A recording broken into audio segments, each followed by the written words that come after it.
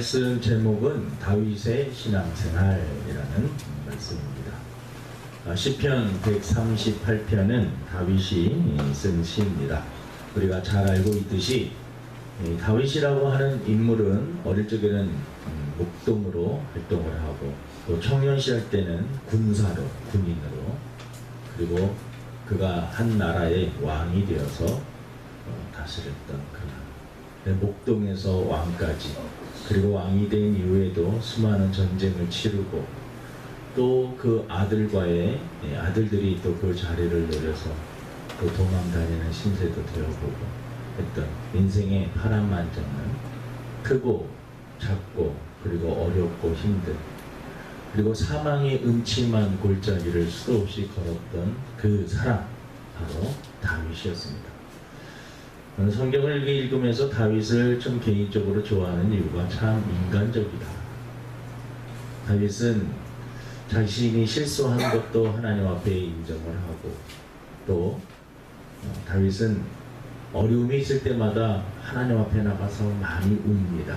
그리고 하나님 앞에 나가서 많이 간구하고 하나님 앞에 물어보고, 인생을 살면서 실수도 많이 하고 죄도 짓긴 했지만 그래도 하나님 앞에서 살려고, 하나님 중심으로 살려고 했던 사람이 바로 다윗입니다. 하나님께서 왜 이렇게 다윗을 좋아하셨을까? 그러한 연약함이 있음에도 불구하고 하나님 앞에 최선을 다하여 살려고 하고 또 믿음으로 살려고 했던 그러한 다윗이었기 때문에 가능합니다. 이 시편 138편을 이렇게 보면 다윗의 신앙생활, 다윗의 그 삶이 어떠했었을까? 이 시라는 거는 마음속, 그리고 우리가 생각하는 것, 그 마음의 중심에 무엇이 들어있는지를 글로 표현하는 것이 바로 이 시입니다. 그래서 그 사람의 글을 보면 그 사람이 어떤 사람인지 알 수가 있습니다. 본문을 보면 다윗이 어떤 사람이었는지, 그리고 그의 신앙생활은 어떤 패턴으로 흘러갔는지를 알 수가 있습니다. 오늘 본문의 1절을 우리 한번 같이 읽어보도록 하겠습니다. 크게 있습니다. 시작. 내가 전심으로 주께 감사하며 신들 앞에서 주께 찬송하리이다. 여기서 전심으로 주께 감사하며 신들 앞에서 주께 찬송하리이다. 저는 두 개의 단어가 들어옵니다. 감사와 찬송이라고 하는 그러한 단어들. 다윗은 어떠한 신앙생활을 하였느냐? 하나님 앞에 늘 감사한 그러한 신앙생활을 하였습니다. 목동에서, 그리고 아버지도 그 다윗에 대한 기대가 별로 없었습니다. 다윗은 추측해 보건대 그렇게 외모적으로는 뛰어난 사람은 아니었던 것 같습니다.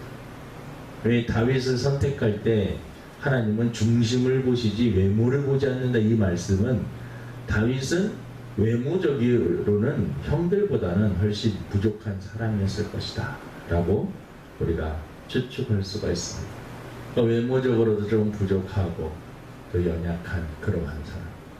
하나님께서 그 연약하고 조금 모자라 보이는 그 사람 다윗을 세워서 하나님의 큰 사역을 하는데 사용하고 있는 것을 볼 수 있습니다.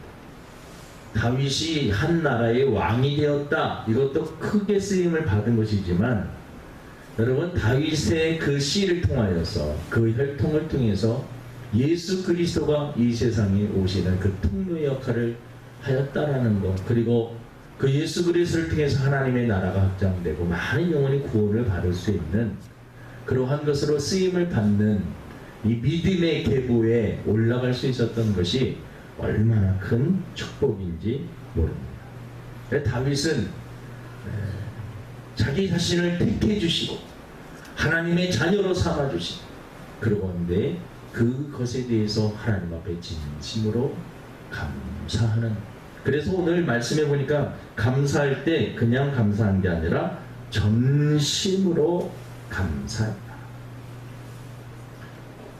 요즘 시대에 교회에서 감사 설교하면 성도들이 짜증을 많이 낸다고 합니다. 감사할 조건이 뭐가 있어야지요? 목사님, 여러분, 하박국 선지자도 아무것도 가진 것이 없어도 하는 일마다 망하고 하는 일마다 뭔가 다 틀어지고 외양간에 소 한 마리 길었더니 소가 도망가 버리고 주수 좀 이렇게 해보려고 이제 주수에서 가위를 따가지고 좀 팔아서 이익을 내려고 하는데 비가 와가지고 다 홍수가 나고 막 그런 상황에서도 하박국의 감사는 구원해 주신 하나님 앞에 감사하고 있는 것을 볼 수가 있습니다. 우리나라의 현실을 볼 때 조금 막막하고 답답한 부분들이 있습니다.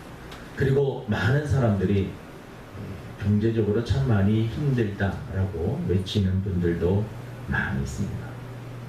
여러분, 이러할 때 오늘 이 다윗의 상황도 인생에 있어서 좋을 때도 있었지만 다윗의 인생이 거의 사망의 음침한 골짜기를 다닐 때가 많이 있었습니다.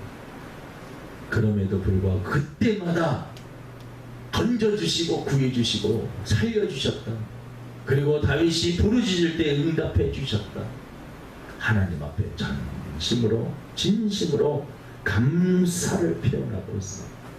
우리 주사랑교회 성도 여러분, 여러분의 환경이 힘들고 어렵다 할지라도, 여러 가지 면으로 볼 때 좀 답답한 부분이 있다 할지라도, 이러할 때 우리들이 더 바라봐야 될 분은 우리 하나님 아버지인 줄로 믿습니다. 우리 환경을 바라보면 답답하지만 환경 배후에서 역사하시는 하나님을 바라볼 때 소망이 생기는 것입니다. 믿음이라는 것이 뭡니까? 절망적인 가운데서 하나님을 바라보면 그 절망이 희망으로 바뀌는 겁니다. 우리의 마음이 너무나 절망적인데 우리 예수님을 통해서 그 마음이 희망으로 바뀌게 된다면 현실이 어려워도 그 현실을 극복할 수가 있습니다. 그래서 우리 이럴 때일수록 하나님 앞에 더 감사하고, 우리 입술에 늘 감사합니다. 그래도 주일날 교회에 나와서 예배할 수 있는 이것이 얼마나 감사한지 모르는 거죠. 하나님 앞에 예배 드릴 수 있다는 것, 하나님을 아버지라고 부를 수 있는, 힘들고 어려울 때 하나님 앞에 기도할 수 있는, 내 마음을 토해놓고 하나님 앞에 호소할 수 있는 예배 드릴 수 있는 그러한 자로 선택해 주신 거 너무나 감사합니다. 우리가 하나님 앞에 다윗은 늘 감사하며 살았습니다. 그리고 찬송하면서 살았습니다. 마음에 미움이 생기고, 마음에 증오가 생기고, 분노가 생기고, 화가 날 때 거룩하기 원합니다. 진심으로 사랑하기 원합니다. 진심으로. 힘들고 어려울 때 우리 입술에 찬양이 하나님 앞에 들려질 때, 여러분, 하나님께서 찬양을 통해서, 찬송을 통해서 우리에게 은혜를 주실 줄로 믿습니다. 이 찬양은 곡조 있는 기도. 그래서 우리가 찬양을 부를 때 그 내용이 우리의 마음을 통해서 하나님 앞에 올려지는 기도가 되고, 그 기도는 반드시 또 하나님 앞에 응답받게 될 줄로 믿습니다. 그리고 힘들고 어려울 때마다 우리 입술에서 하나님, 그럼에도 불구하고 감사합니다. 환경이 이렇지만 그럼에도 불구하고 감사합니다. 원망할 수밖에 없는 이런 환경인데 하나님, 감사할 수 있는 마음, 또 감사할 수 있는 말을 할 수 있도록 해주셔서 감사합니다. 그래서 자꾸 우리가 입술로 감사하고, 입술에서 힘들고 어려울 때마다 찬송을 통하여서 이 어려움을 극복해 나가야 될 줄로 믿습니다. 이 두 번째는 2절에 보니까 내가 주의 성전을 향하여 예배하며 라고 말씀하고 있습니다. 바울의 신앙생활은, 바울의 인생은 예배하는 삶이었다라는 것입니다. 예배하는 삶. 다윗의 평생에 소원이 있었다면 그 소원은 성전을 건축하는 것이었습니다. 나단 선지자에게 저희가 하나님 앞에 성전을 지어드리고 싶습니다. 다윗이 다윗성을 궁전을 이렇게 만들고 보니까 자기는 너무나 좋은 궁전에서 살고 있는데 언약궤는 그 천막에다가 이렇게 잘 모시긴 했는데 언약궤가 너무나 초라한 곳에 있는 모습을 보고 하나님 앞에 너무나 송구스러워서 선지자에게, 나단 선지자에게 하나님께 성전을 봉헌하고 싶습니다. 근데 나단 선지자는 너무나 기뻐가지고 그러면 마음에 원하는 대로 하십시오. 하나님이 기뻐하실 겁니다. 근데 나단 선지자가 하나님 앞에 기도해 보니까 하나님께서 허락하지 않으셨어요. 전쟁을 통해서 많은 피를 흘렸기 때문에 성전을 허락하자. 하지만 하나님은 그를 기뻐하시고 그의 후손을 통하여서 하나님의 씨를, 이 다윗의 씨를 통하여서 예수 그리스도를 보내주실 것을 그 언약을 세워주십니다. 하지만 다윗은 성전은 직접 건축하지는 못했지만 그 아들 솔로몬이 지을 수 있도록 모든 것들을 다 준비해 놓는 것을 볼 수 있습니다. 다윗은 늘 예배를 사모하고 예배를 소중히 여겼습니다. 왜냐하면 하나님이 기뻐하시는 일이 무엇인가?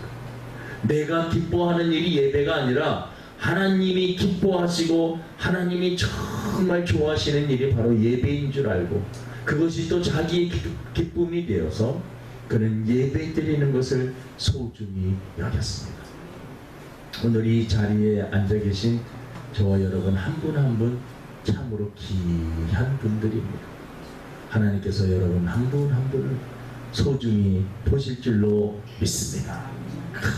큰 교회도 많고 화려한 교회, 오케스트라가 있는 그러한 교회들도 많이 있지만 그래도 이 하나님의 교회를 하나님 이 주사람 교회를 또 지키기 위하여서 이 자리에 앉아 계신 한 분 한 분 여러분 하나님께서 여러분 한 사람 한 사람을 소중히 여길 줄로 믿습니다. 하나님은 참된 예배자 그 한 사람을 찾으시고 그를 통해 하나님의 일을 하시기를 원하십니다. 하나님 앞에 선 예배자, 하나님 앞에 선 단독자. 이 키르케고르라고 하는 그 철학자는 하나님 앞에 선 단독자라는 말, 내가 인생을 살아가는 데 있어서 하나님 앞에 내가 다 서서 이 코람데오의 정신으로 내가 하나님 앞에서 살아야지 라는 말. 여러분 우리의 삶이 예배가 되고 하나님 앞에서 우리가 또 예배를 정성스럽게 드릴 때 하나님께서 우리 주사람 교회뿐만 아니라 저와 여러분 한 사람 한 사람에게 은혜를 베풀어 주실 줄로 믿습니다. 그래서 여러분 예배를 잃어버리면 안 됩니다. 예배가 무너지게 하면 안 됩니다. 어떠한 상황이 있어도 예배를 지켜야 됩니다.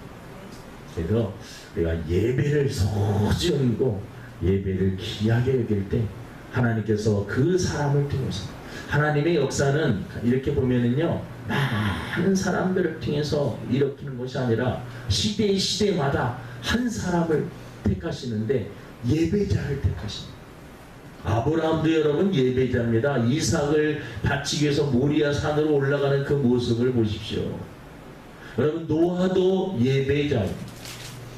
이 방주에서 나와서 처음으로 했던 것이 하나님 앞에 제사를 들고 예배를 드리는 겁니다. 이삭도 그렇습니다. 야곱도 그렇습니다. 요셉도 그렇습니다. 솔로몬, 다윗 다 하나님 앞에 쓰임 받았던 그 사람들은 하나님은 예배자를 사용하시는 것을 볼 수가 있습니다. 여러분들이 예배를 통해서 하나님 앞에 나갈 때 하나님께서 여러분들을 통해서 일하실 줄로 믿습니다. 우리가 물론 숫자가 인간이기 때문에 이렇게 주변을 바라보면 조금 실망할 때도 있고 그렇습니다.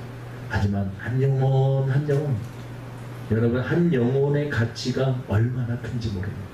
한 영혼의 가치가 천하보다도 귀하다. 이 자리에 계신 영혼들 한 사람 한 사람을 통해서 하나님의 그 크신 일들을 생각을 하면 여러분 우리는 작은 것이 아닙니다. 우리 한 사람 한 사람 힘이 모아질 때 하나님께서는 우리를 통해서 하나님의 나라를 확장시켜 주실 줄로 믿습니다. 우리 2절의 후반절에 보니까는요 주의 이름에 감사하오리니 이는 주께서 주의 말씀을 주의 모든 이름보다 높게 하셨습니다. 그러니까 이 시를 쓰면 그 사람이 강조하고 싶은 그 단어는 그 사람 마음속에 있는 것이다라는 것입니다. 다윗이 지금 강조하고 싶은 것은 주의 말씀이라는 것입니다. 다윗의 신앙생활은 말씀 중심의 삶이었다라는 것입니다. 그 마음속에 하나님의 말씀으로 가득 차 있었다라는 것입니다. 우리 총신신대원의 그 조직신학 교수님이 계셨는데 그 교수님이 처음 시간에 그 말씀을 하셨어요. 저는 그 말씀이 참 좋습니다. 그래서 그렇게 살아보려고 노력을 했었는데 어떤 말씀이냐면 누군가가 여러분의 배를 팍 찌르면 그 배에서 말씀이 터져서 나옵니다.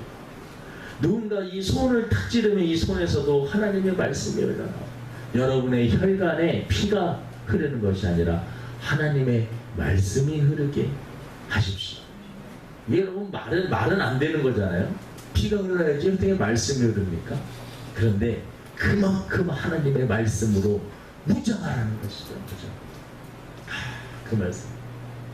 코카콜라 사장님은 나는 전 세계 사람들에게 코카콜라를 다 먹게 하리라. 그 목표로 그냥 코카콜라를 엄청나게 했지.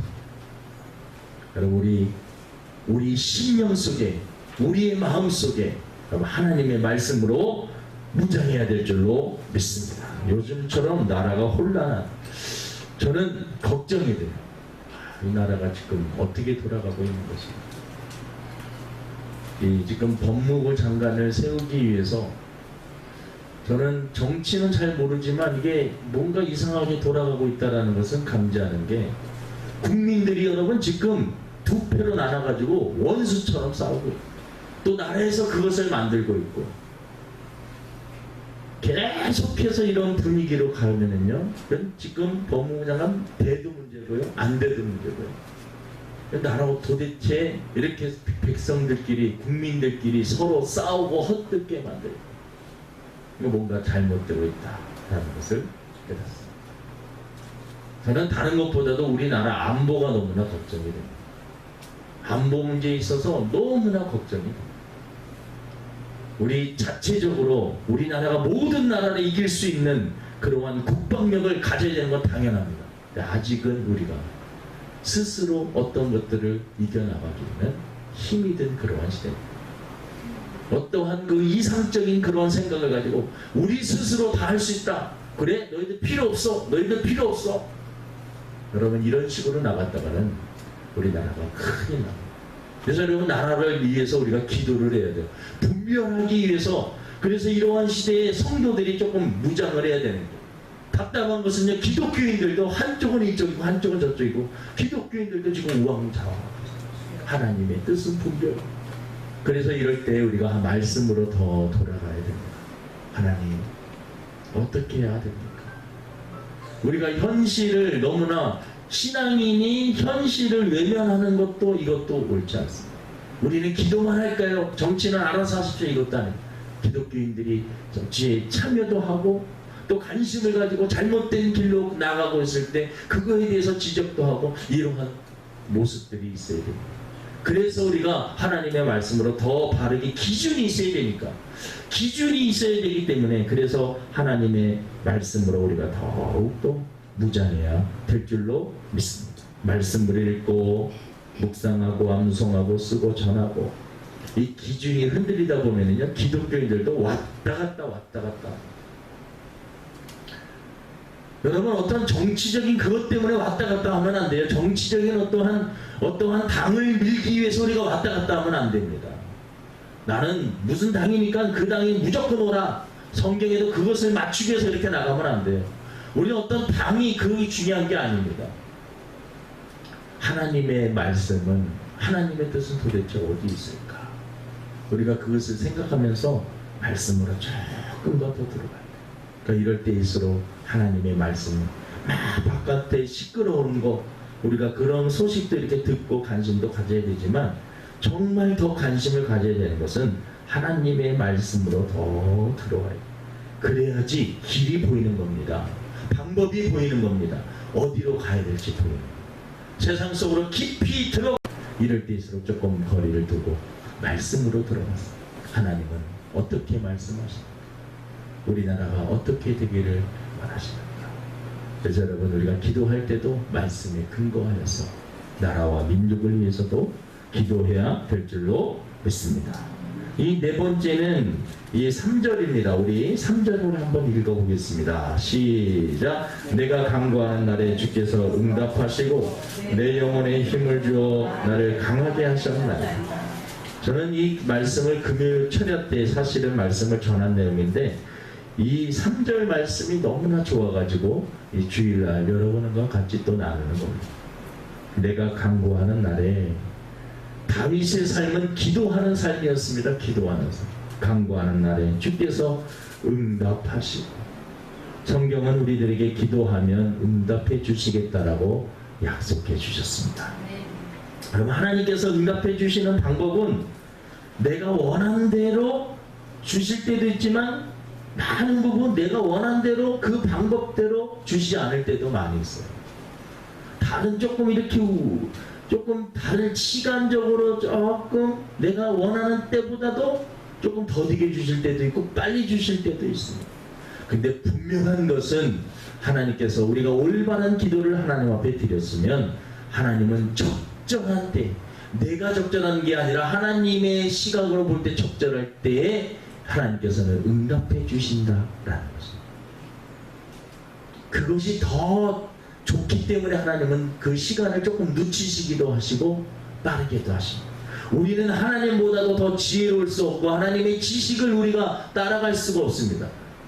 내가 볼 때는 이 때가 좋은데 하나님 보시기에는 적절한 때가 있습니다. 그래서 여러분, 우리가 때로는 답답할 때가 있고 기도응답 내 뜻대로 안 됐다고 막 속상할 때도 있지만 여러분, 하나님의 때가 있음을 기다려. 그래서 믿음은 어떻게 보면 조금 기다리는 겁니다. 기다리는 거예요. 모세가 40년 동안 바로 왕의 그 공주의 아들로 40년 동안 공안에 살았습니다. 40년 동안 또 어디 있었는지 아십니까? 40년 동안 광야에 있었습니다. 40년 동안. 아니, 하나님께서 모세를 이렇게 불러갖고 사용하신다고 했는데 40년 동안 이 모양 저 모양으로 훈련시키셨어요. 그리고 80세에 하나님께서 부르셔서 40년을 사용하십니다. 120년 동안 그걸 사는데 모세 인생에 보면 이렇게 제 나이가 이제 50인데 모세를 비추어보 제가 120세까지는 살지는 못하겠지만 그래도 모세는 그래도 광야에서 40년 고생했는데 40년. 여러분, 저도 몇 살 때부터 전도사 생활했냐면 군종교육까지 하면 20살 때부터 거의 군종생활을 하면서 전도사 생활을 했어요. 그럼 거의 30년이에요. 30년. 말씀을 이렇게 생각해보니까 하나님이 10년 더 고생하라고 하시는가. 네, 여러분, 모세의 그 삶을 보면 40년, 게 하나님의 그 시간과 우리의 그 시간은 다른 것입니다. 분명히 하나님께서 그 때가 있는 줄로 믿습니다. 그래서 우리가 간구하는 날에 하나님께서 응답해 주시고 그 다음 구절이 너무나 좋아요. 우리 한번 같이 읽어보시겠습니다. 내 영혼에 힘을 주어, 시작. 내 영혼에 힘을 주어 나를 강하게 하셨나이다. 여러분, 영혼이 건강한 사람은 어떠한 환경에서도 이겨낼 수가 있습니다. 여러분, 사람이 생각이 건강한 게 중요한데 더 중요한 게 영혼이 건강한 겁니다. 영혼이 건강하면은요, 이 다윗도요, 막 그 아둘람 그 굴에 쫓겨나고 사울에게 막 피해 다니게 인생이 말이 안 되는 거거든요. 정말 밑바닥으로 떨어질 때까지 떨어졌지만 다윗이 영혼이 건강했어요. 하나님의 때는 있으리라. 분명히 하나님의 때는 있으리라. 그 때를 기다리면서 인내하면서 영혼이 건강하니까 견딜 수가 있는 거예요. 여러분, 온 나라의 군사를 풀어가지고 다윗을 죽이러 가는데 여러분, 우울증 걸리고 여러분 보통 사람 같으면 다 자살을 하든지 이게 하루하루 불안해서 어떻게 삽니까? 잠을 제대로 못 자는 거예요. 영혼이 건강하니까. 천만인이 대적이 나를 대적할지라도, 천만인의 원수가 나를 죽이려고 한다 할지라도 나는 안연하리로다. 마음이 평안하다. 왜? 하나님이 나와 함께 하시고 내 영혼을 강하게 하셨기 때문에 나는 이 환경을 이길 수가 있다라는 것입니다.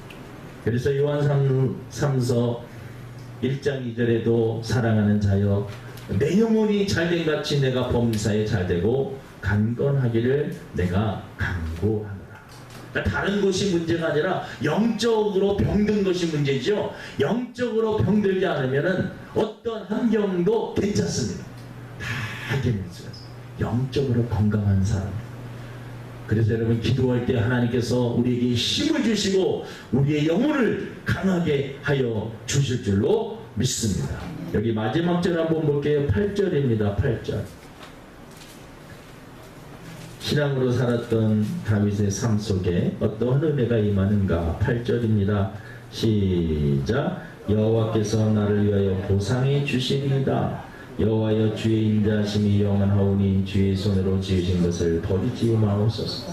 저는 여기서 이 보상이라고 하는 그 단어가 보상, 그리고 주의 인자하심이 영원하다. 하나님께서는 여러분 끝까지 믿음으로 사는 자들에게 반드시 보상해 주십니다. 하나님께서 보상해 주시는 하나님. 하나님 앞에 투자하는 사람 절대로 손해보지 않습니다. 하나님 앞에 드린 시간, 하나님 앞에 드린 헌금, 하나님 앞에 드린 정성, 헌신, 하나님 하나도 잊지 아니하시고 다 기억하십니다. 여러분 사람이 몰라준다고 해도 낙심하지 마세요. 하나님 다 아십니다. 정확하게 아셔요. 정확하게 다 우리 머리카락 하나하나 다 세십니다. 여러분 머리카락 숫자가 몇 개인지 아시는 분 계세요?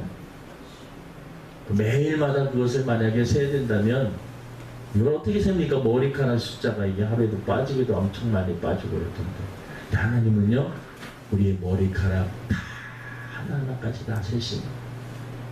실수가 없으신 분, 우리의 헌신과 수고와 믿음, 하나님 앞에서 살려고 하는 그러한 모습들 하나님 다 아시고 갚아주실 줄로 믿습니다. 보상해 주시는 그 하나님, 그 하나님 앞에 우리가 시대가 어둡고 힘들고 여러 가지 이상한 일들이 막 일어나는 것 같아도 말씀 붙잡고 기도하고 예배 중심으로 하나님 앞에 감사하며 찬양하며 나갈 때 하나님께서 우리에게 은혜를 주실 줄로 믿습니다. 오늘 이 말씀으로 우리가 다시 한번 힘을 얻는 우리 주사랑께 모든 성도들에게 주님의 이름으로 축원을 드립니다. 하나님 아버지, 다윗이 사망에 인침한 골짜기로 다닐 때가 너무나 많이 있었습니다. 죽음의 위기가 너무나 많이 있었고 다윗을 죽이려고 하는 그러한 세력들도 많이 있었습니다. 하나님, 하지만 그 가운데서도 다윗은 감사했고 찬송하며 기도하고 어떻게 하든지 하나님 앞에 정성스럽게 예배드리기 위해서 노력했던 사람입니다. 하나님, 우리의 삶이 힘들고 어렵다 할지라도 낙담하지 않게 하여 주시고 기도를 통하여서 우리의 영혼에 힘을 주시고 하나님 강하여져서 모든 것을 넉넉히 이길 수 있는 그러한 믿음을 허락하여 주시옵소서. 아버지 감사하며 예수님의 이름으로 기도드립니다. 아멘.